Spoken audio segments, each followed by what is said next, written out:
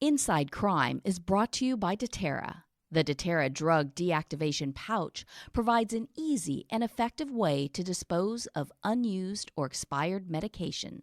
Learn more at deterrasystem.com. Stay safe, stay ready with DEA.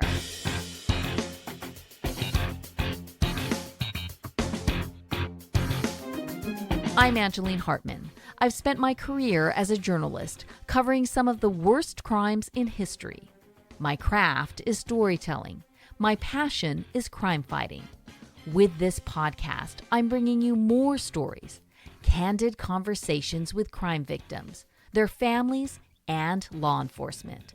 We'll journey together as we learn what happens inside crime.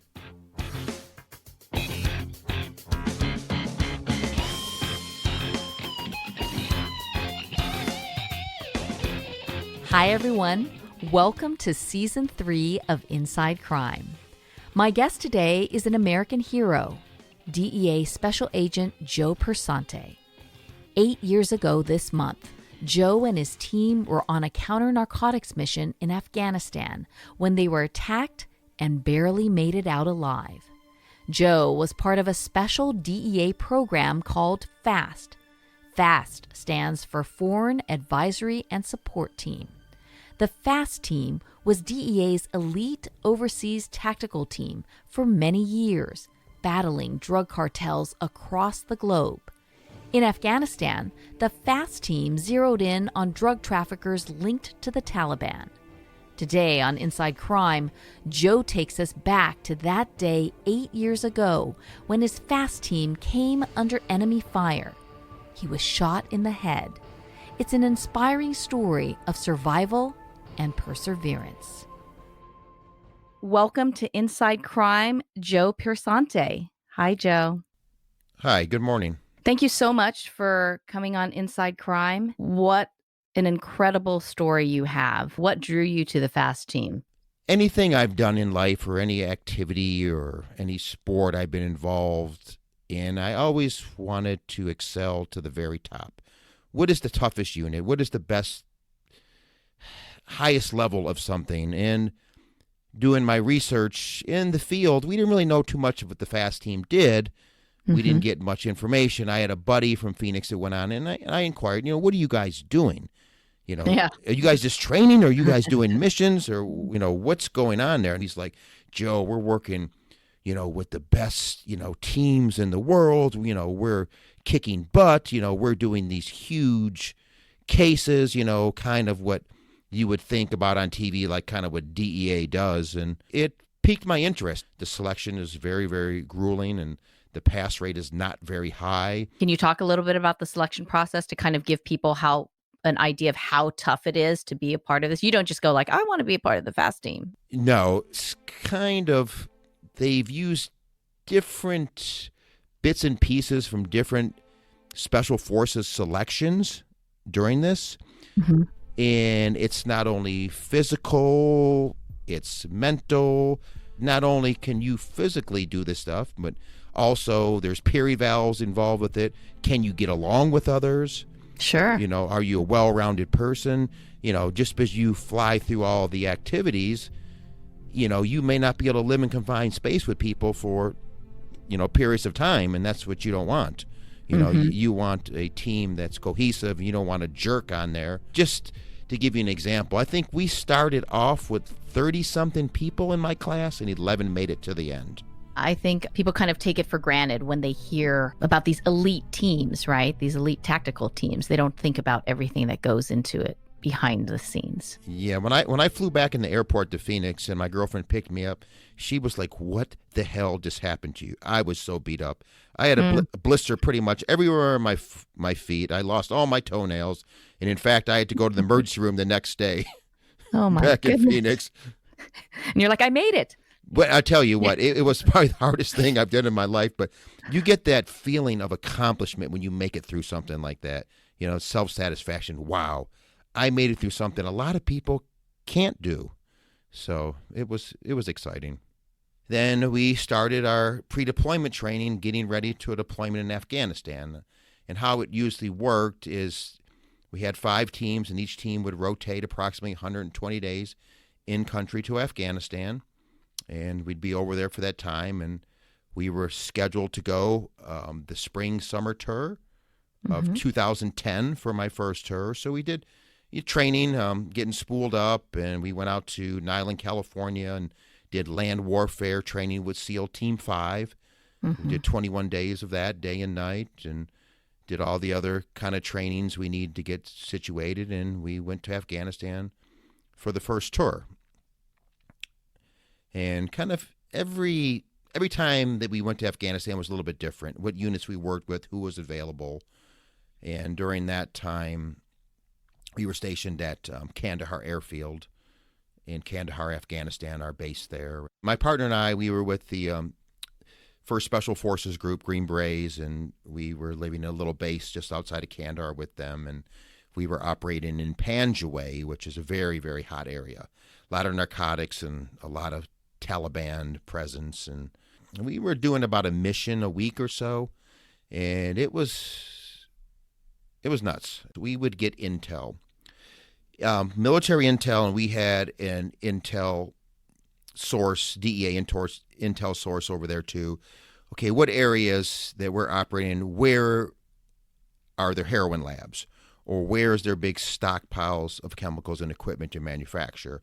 And then we'd work that information up and find out, okay, at this point here, this is the lab. We would try to get information using confidential sources and also using technology to say, okay, looks like they're cooking, and try to get some information when they're doing this, because we usually want to try to go there when the lab is operating and there's people at the lab. So you plan for as many contingencies as you can. We would try usually to go at night, to use darkness, to use our technology with our night vision and lasers, because the enemy over there usually didn't have that. So we try to use that. And we'd go and we'd try to seize the lab. We would interview and question anybody that was found there, and if they were deemed to be part of that, and then they would be taken off and basically arrested by our Afghan partner force, and then put through the criminal system in Afghanistan. And we were there too to kind of mentor them, to try to show them how, this is how we do investigations, this is how we do interviews, this is how we operate. So you were on your second tour on October 31st, 2011, correct? Yes. Can you take me back to that day? What happened? Yes. We got information that this bazaar was selling chemicals and equipment to manufacture heroin, along with ID making material and small arms. And the bazaar is kind of like an outdoor flea market over there, and they sell miscellaneous stuff to include the items that I previously mentioned. We wanted to go there at night, but the air unit, we couldn't get an air unit to fly us at night during the time the Australians, us, and our Afghan counterparts could go. So we had to use another air unit that could not fly at night. So we weren't too keen on that, because we knew we were probably going to meet resistance and we were going to have a fight on our hands. But it was decided that we're going to go there during the day. We were going to go there early morning hours, just after first light on October 31st, 2011. The plan was we were all going to infill in different locations around the bazaar. The Australians were going to set a outer perimeter around the bazaar to try to keep the insurgents from maneuvering in on us. But this area, they had some little mountains, so they kind of had the high ground on us. Our Afghan partner force was going to clear this little compound right before the bazaar. We were going to link up with them. I was in charge of one group of FAST team members in Afghan partner force to search one end, the bazaar, and then we had another FAST agent, Justin Vanderbilt, who was in charge of another group made up of the similar components to search the other end. So we landed just after first light, and everybody got in place. The Afghans cleared their little compound. We linked up with them. We started receiving sporadic, inaccurate fire pretty much right off the bat. So we began sweeping through the bazaar, still with sporadic gunfire, and we were encountering some evidence items. We were recovering some poppy seeds and things like that. Poppy seeds, the seed that grows the poppy plant, that they get the opium out of the poppy plant. And I was standing outside one of the stalls of the bazaar and behind this old beat-up car, and I heard a shot fired, and I heard the round hit the car that was behind me. So I kind of had my guard up after that, trying to employ all the tactics and techniques that I learned through my previous missions and my training as a FAST team member and a Detroit Police SWAT team member. And so right about that time, the insurgents did a call to arms over their loudspeaker system thing they had around there. And today's your day to die. We must rid the infidels out of the land. We must kill them. You know, you must rise up. We must drive them out. And then the incoming fire drastically increased. We heard the Australians really getting into it with them. We had the Marine Air Wing providing close air support to us. Basically, those are gunships that can suppress the insurgents or enemy if they're trying to maneuver in on us or they spot them, you know, being aggressive. So we really heard them get into it with them. I mean, what you're basically hearing gunfire is what you're saying, right? Yeah. Yes, a lot of it. Yeah. And just to back up, again, Joe, forgive me, just to make sure our audience is following along with us, can you take me back to what you heard on the speaker and what that means? Where's that coming from? That's coming from, like, one of the leaders of the insurgents to kind of rally them. It's kind of their rallying cry. That, you know, we must rid the infidels, being us. We must kill them. We must drive them out. Trying to get them motivated to, I guess you would say, push a harder attack against us. All of a sudden, you're hearing this on the speaker. The instructions are coming through the speaker. They're rallying. Yes. You know, basically like, go get them. Yes. Okay. And so you're hearing this rallying cry. Yes. Right? And then you're hearing the it's getting more intense. Correct. And where are you and what are you doing at this point? Continuing the search, and at this point, we began the process of kind of documenting everything we found, evidentiary items, and we can't take all the things with us, so we usually will just take representative samples of things, take photographs, and then we'll destroy the stuff, the evidence in place. And we were in the process of doing that. And this is, I mean, you're saying it so calmly, Joe, but this is, you know, this is the moment. You guys are working fast and trying to get out of there, right? Yes. Yeah. And this is a matter of minutes or? Time on the ground, probably a couple hours. We're just about wrapping up, so we call for our helicopters to come pick us up. So they're en route to come pick us up, and then we start moving to our positions where we're staged to pick us up at. And how many, I'm sorry, Joe, how many of you are there together? We had 4 helicopters that day, and each helicopter probably had around 15 people or so on the helicopters. Mm-hmm. Mm-hmm. And so you're waiting. We're waiting for helicopter, and we're trying to move to our position to be picked up. Then we get bogged down into the gunfight. So much so that it stalled our progress, where we had to wave the helicopters off and tell them we're not ready to be picked up. So we told the helicopters, we can't get there right now.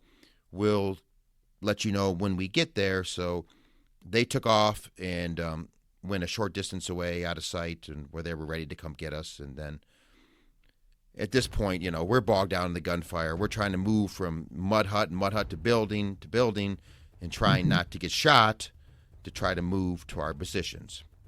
Yeah. So finally we get to our positions, get ready, and here comes the helicopters. 3 helicopters end up landing.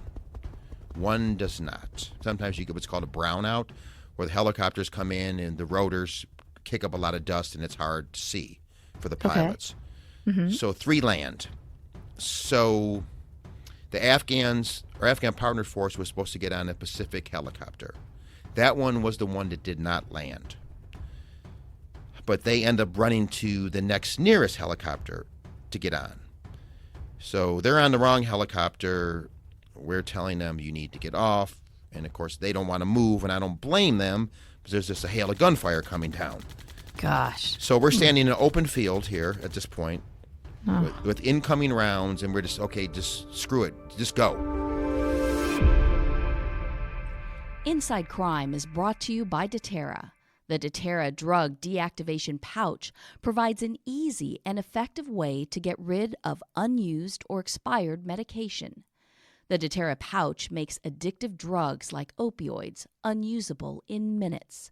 Just place the medication in the pouch and mix with water. Be a part of America's solution to reduce drug abuse.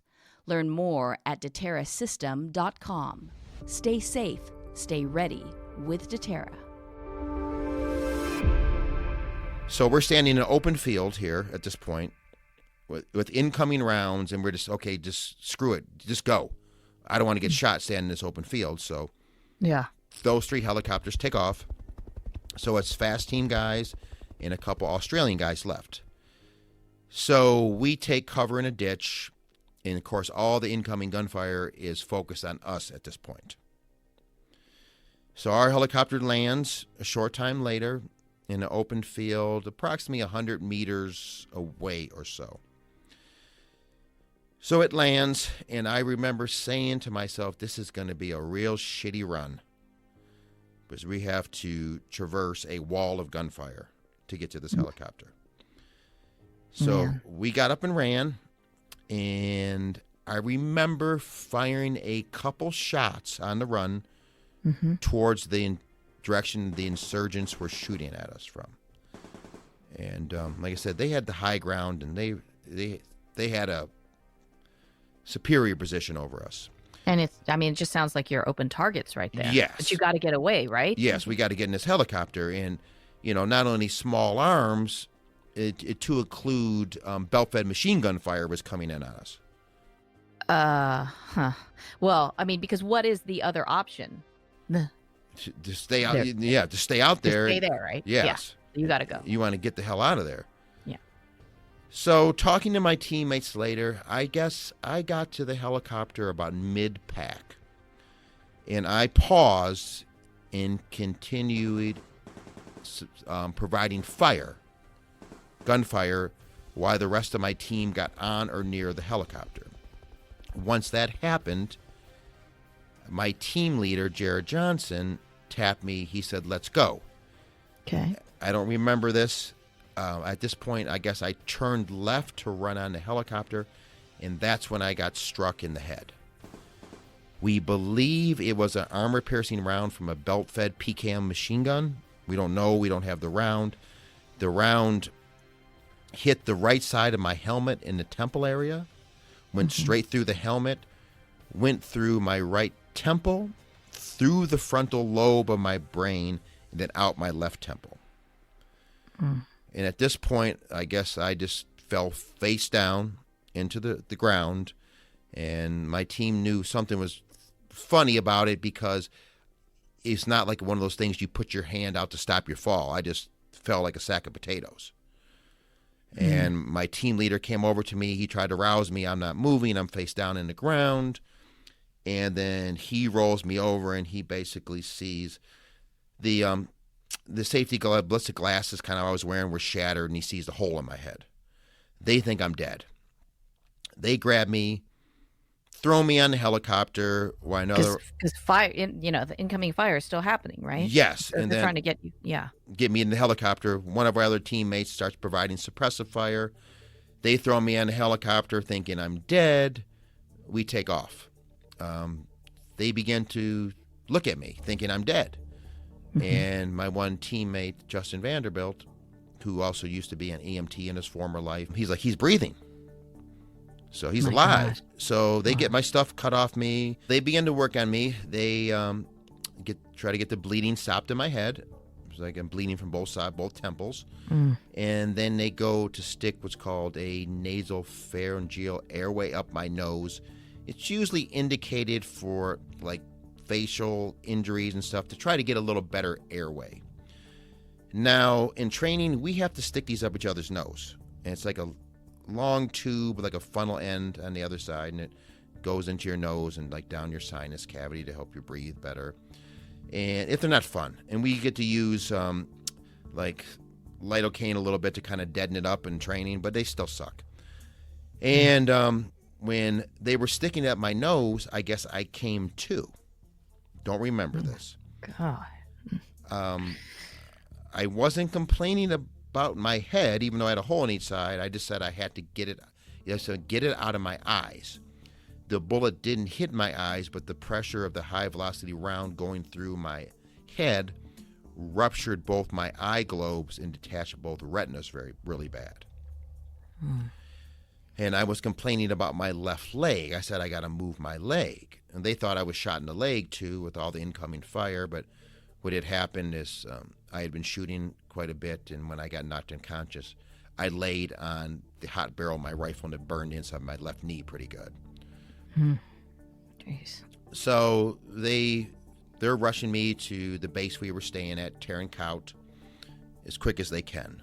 They're treating me for shock, talking to me, doing stuff like that. And I guess I was making sense. I knew where I was. I knew who everybody was. Gosh, it's incredible. So they got me to the base we were staying at, Turncout, brought me in the medical facility they had there and did what they could do for me. And then a short time later, they transported me via medical helicopter to Kandahar Airfield, where they had a neurosurgeon and eye surgeon standing by. So they fly me over there with one of my teammates. And do you remember any of this at all? No, or no? do not. No. Okay. They had me out there at Turncout. They put me unconscious, but I don't remember landing or anything. Mm-hmm. So they received me into the medical facility there, and at this point, I'm starting to deteriorate more. I guess I'm being kept alive by some basic life-saving means, and they think they can't save me. They thought at this time they were just going to let me pass peacefully and get what's called an angel flight, which is a plane to fly me back to the States deceased. The neurosurgeon, Rob Rosenbaum, takes a look at me, and he gets some more intel. He sees that I was in really good shape, talks to my teammates, and one of the things that worked in my favor, too, it was Halloween, so it was a slow day for them. Mm-hmm. So he's like, he has to decide, can this person take and survive what I'm about to do as far as this operation?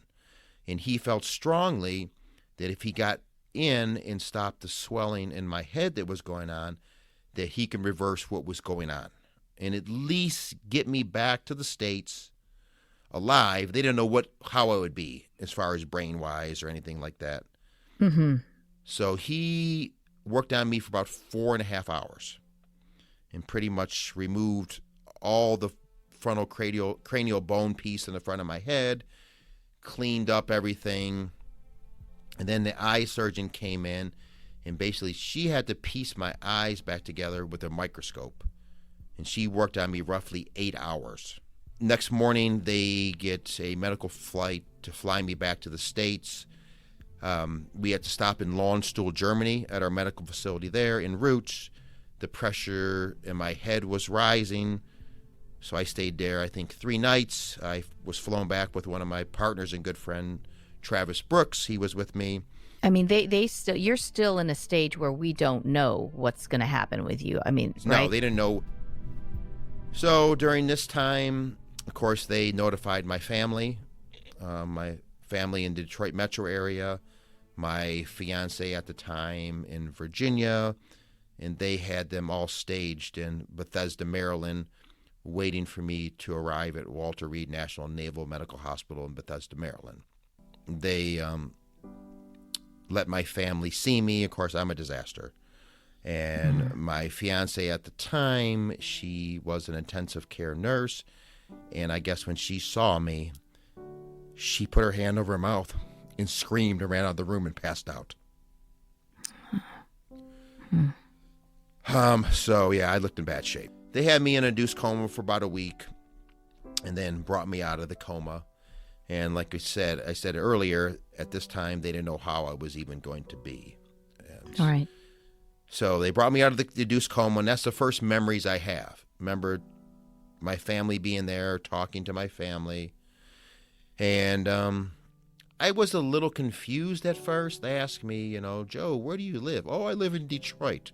What do you do? I'm a Detroit police officer. What's your dog's name? Max, which is my very first dog I ever had as a kid. But short time after that, I realized who I was at the time and where I was working and where I was living. So they had me in intensive care there. Started kind of, I would say, my rehab in the hospital. And what was the prognosis at that point? What had they told you or your family?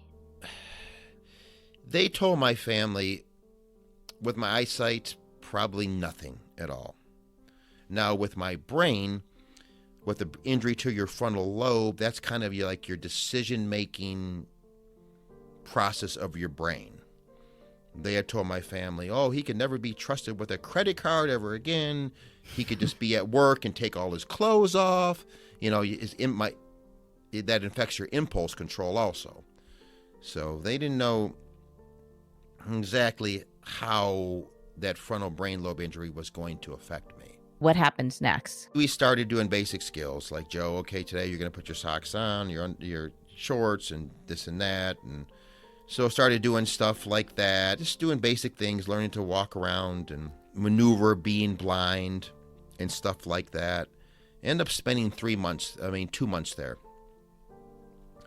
2 months in Walter Reed, and they pretty much did everything they could. And at this time, was wondering, what am I going to do with my life? But there was good support things, and they'd have different veterans come talk to me and different special ops guys. And I just was curious. I wanted to know, how you're used to operating at a real high level. How do you get used to not doing that anymore?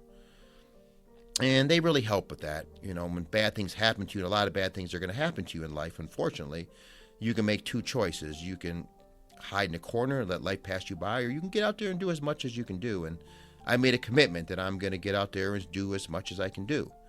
And I tell people it's not easy.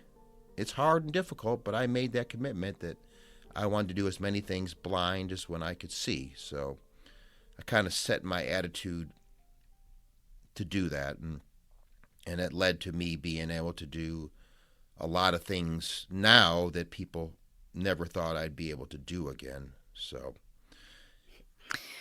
let's talk about some of those things, Joe. I actually got back into working out again, and I'm actually competing blind as a national level bodybuilder in a master's class at a very high level and doing very good. And hopefully I will turn pro this year. It's amazing. Congratulations. Thank you. Wow. I've ran 5K races since being blind. I played golf being blind, which I learned in blind school, and I tease people I probably play better golf blind than what I can see. But you don't have to worry about taking your eye off the ball, because you can't see the damn thing.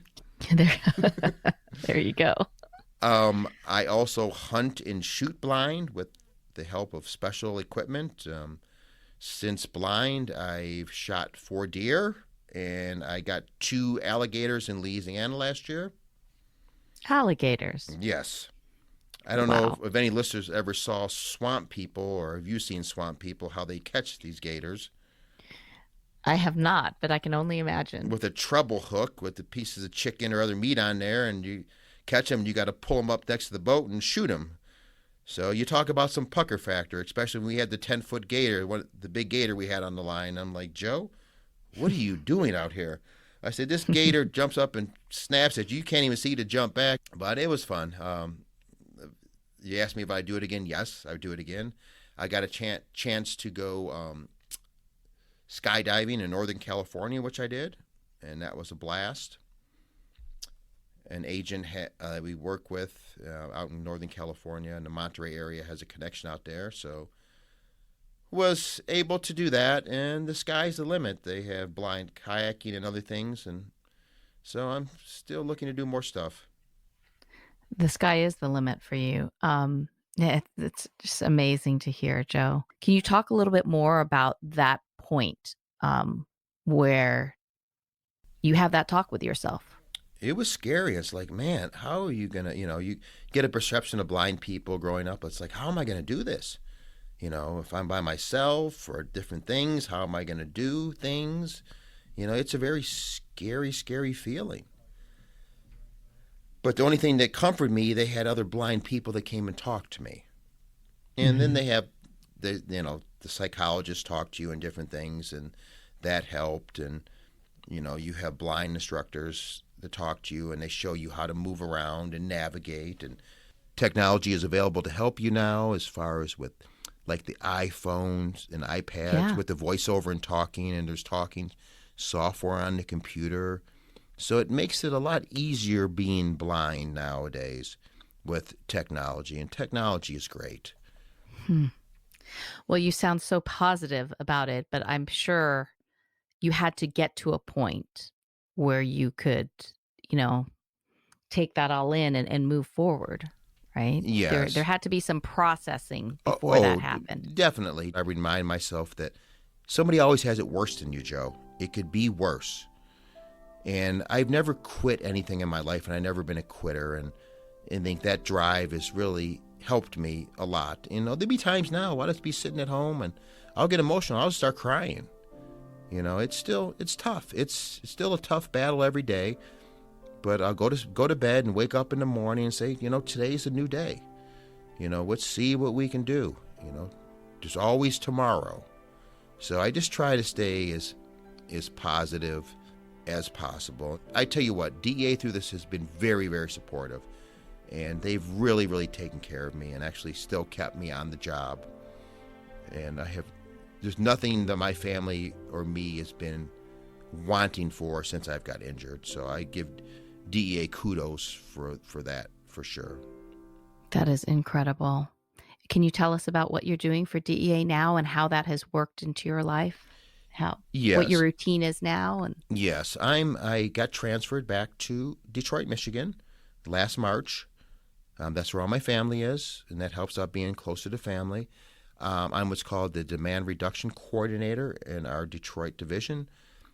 Basically, you go out to different groups and community organizations and talk about what dangers with drugs are in their area, and how DEA is combating it, and different treatment strategies and resources and things that community have to go to try to help out with those programs. DEA is doing this 360 program right now where, we're just not focusing on just arresting our way out of the problem, where we're going and, talking about the rehab piece and successfully doing that and how families can deal with that. So we're focusing on the whole picture, try to beat this opiate problem the best we can, because it's just killing so many people right now. I also go around and I do my motivational speaking through DEA, and about basically I talk about overcoming adversity, and then that leads into talking to other police groups and other community groups also. So it kind of all works together. It all works together. You're in a really good space, it sounds like.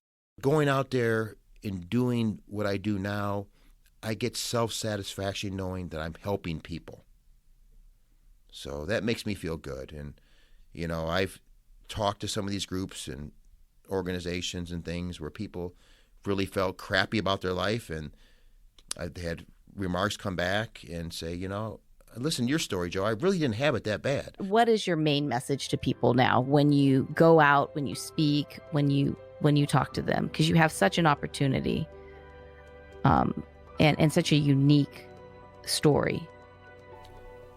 I really stress the importance of not giving up and not quitting. And I stress that life is not fair a lot of times, and a lot of bad things happen to us, and it's how we deal with that. We can't control what happens at times, but you just have to try to make the best out of the situation you have at the time. And just talk about resilience like that. Never giving up, never quitting. And when I talk to the law enforcement crowd or military crowd, and if you're in a fight for your life, you just can't quit, you can't give up. You gotta keep doing whatever you can. I'm going to survive, I'm gonna make it. Or if you get, critically hurt, that you can't give up, you can't quit. You have to stay in the fight. There's no question you are a true American hero. But do you think of yourself that way, Joe? No. I just feel that I'm somebody who did my part. There was a need for it.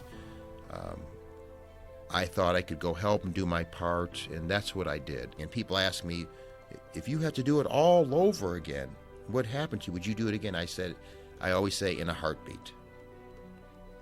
Knowing what you know now. Yes, in a heartbeat. Because you tell people it always can't be somebody else. It always can't be somebody else's son, husband, brother, sister, whatnot. Somebody has to go. For our country to have the freedoms we do, there's a lot of sacrifice. Well, thank you for your sacrifice, Joe. We can't thank you enough for your sacrifice and your service to our country. It's my honor and pleasure. And that's it for this edition of Inside Crime. I encourage you to go to our website to see pictures of Joe in action before and after his injury. Trust me, you'll be even more impressed with his story when you take a look. Our website is insidecrime.com. You can also learn about the DEA Survivors Benefit Fund, a nonprofit organization that helped Joe and his family. Thank you so much for listening. I'm your host, Angeline Hartman. Be sure to subscribe so you don't miss an episode of Inside Crime.